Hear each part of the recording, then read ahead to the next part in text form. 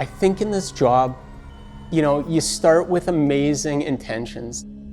You want to reverse the drug overdose. You want to restart the heart. You want to pull the person out of that fire and that car accident. And then the other side of it is the overdose you can't reverse and the heart you can't start. And I think each one of these things leaves a little bit of an injury.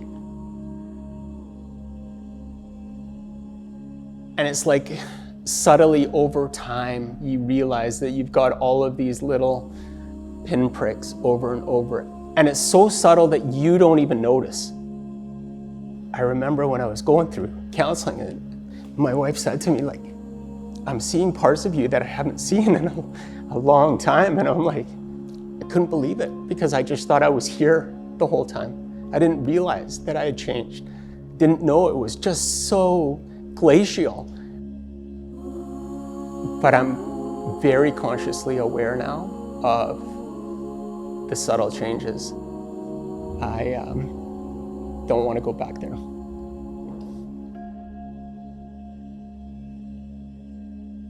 The way it was explained to me is, you have a backpack and you're slowly filling it with rocks and more and more and more, and you keep filling it with rocks, and as it gets fuller, you basically get number, and then all of a sudden it spills over, and then you're in trouble. I've always hid these thoughts from people. It's so important to me to hide these thoughts. And by hiding them from people, I hid them from myself, and I just wouldn't address them. I think for me, I need to have an explanation for everything. If my arm's hurting, it better be broken, because that's why it hurts. Why am I like this? I have no explanation. I feel really guilty about it. I don't feel like I deserve the space. Like, I'm embarrassed even sharing these things because I think a lot of people won't understand. That's why I don't like to talk about it. You're always going to be harder on yourself. And I think, almost every guy in this job is that type of person. They're that alpha person that you put them in a team environment, they thrive. But when you're by yourself, then, this is just me speaking. That's when I'm my weakest. That's when my mind will get a hold of me.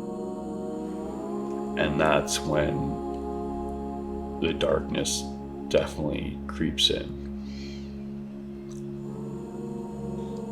And I think that now, knowing that and knowing that I have the community, the family, the friends, guys at work, every single guy at work I could sit down and talk to and they would listen. And the fact that I can actually talk about it and not feel judged or feel like I am weak, I think that in turn just helps my mind and helps me be able to talk about these calls and articulate them in depth to really pull out, the rocks from that backpack. You can't just do something once and expect great results. It's the same thing with your mental health and working on yourself. It's really, really hard. It's really frustrating. You'll make steps forward and you'll take steps back.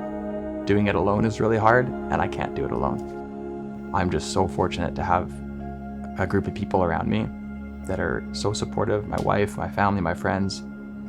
I wouldn't be alive without them. And it's nice to not feel alone as I'm working through these things. Now we got a generation of people who are telling their stories, who are not waiting 50 years. They're telling their stories now. We better be ready, because we owe it to listen up.